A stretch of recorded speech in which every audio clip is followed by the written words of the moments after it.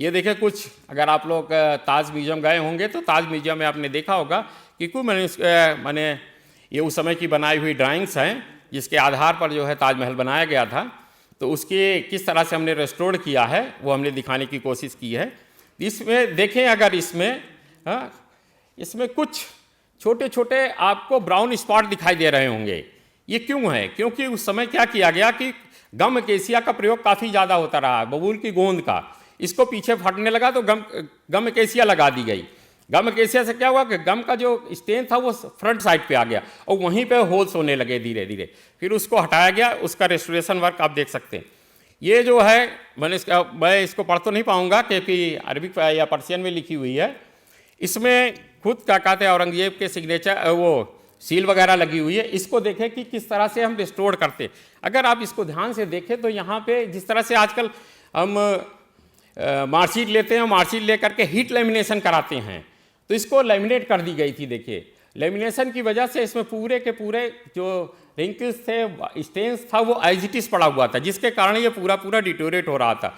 इसका पूरा proper restoration किया गया और आप देखें आफ्टर रेस्टोरेशन इसका रिजल्ट। इसी तरह से ये बहुत ही इंपॉर्टेंट डॉक्यूमेंट्स है। इसमें बहुत सारे जो मुग़ल बादशाह थे उनके सिग्नेचर्स भी हैं। इसको भी रेस्टोरेशन वर्क किया गया।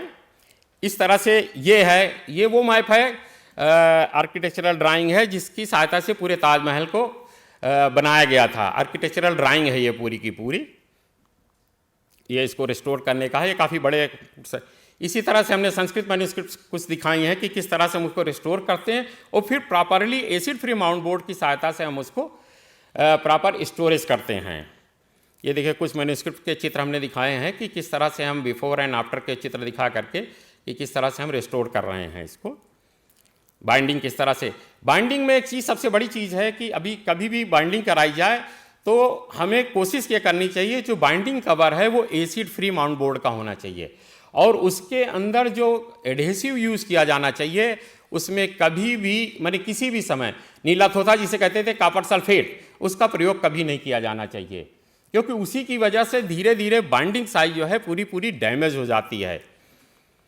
अब इसमें कुछ पेपर ऑब्जेक्ट को हमने जो फोटोग्राफ्स थे, कुछ फोटोग्राफों को किस तरह से हम रिस्टोर करके रखते हैं, ये संस्कृत मैन्युस्क्रिप्ट का दूसरा पार्ट है, बिफोर एंड आफ्टर में दिखाया है। इलस्ट्रेटेड इसके अलावा मैन्युस्क्रिप्ट हमारी इलस्ट्रेटेड मैन्युस्क्रिप्ट भी बहुत पाई जाती हैं। जैसे आप सर पहले जो नंबर पर बोल रहे थे सर, उन्होंने बताया कि हमारे बहुत सारे जो ग्रंथ हैं उन ग्रंथों की लाइफ काफ़ी समय से हो गई है, तो उनका अगर प्रॉपर स्टोरेज और प्रॉपर साइंटिफिक कंजर्वेशन नहीं किया गया तो वो भी डैमेज हो जाएंगी। तो उससे हमें उस चीज़ का पता नहीं लगेगा कि जो उसमें लिखा हुआ है कि किस तरह से मेटल बनता था या जो उस समय की कल्चर थी, ये सब चीज़ें नहीं पता लगी कि उसके रिस्टोरेशन के लिए बहुत ज़रूरी है।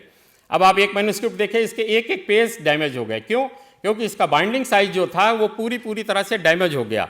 और उसके पश्चात अगर आप देखें तो ये आफ्टर रेस्टोरेशन वर्क, इसका वर्क दिखाया मैंने, ये प्रॉपर अब रेस्टोर्ड हो चुकी है बुक। अब इसमें देखें बहुत सारी बुकों को दिखाया कि किस तरह से हम रिस्टोर करते। ये थंका पेंटिंग का है, इनऑर्गेनिक जो आपने देखा होगा नेपाल के साइड या बुद्धिस्ट, इसमें जो है थंका पेंटिंग का जो मड पेंटिंग के रूप में भी जानी जाती है। इसको जैसे हम कैलेंडर का प्रयोग करते हैं तो उसी तरह से वो यूज़ किया करते थे, उसका रेस्टोरेशन वर्क कुछ दिखाया है। Thank you.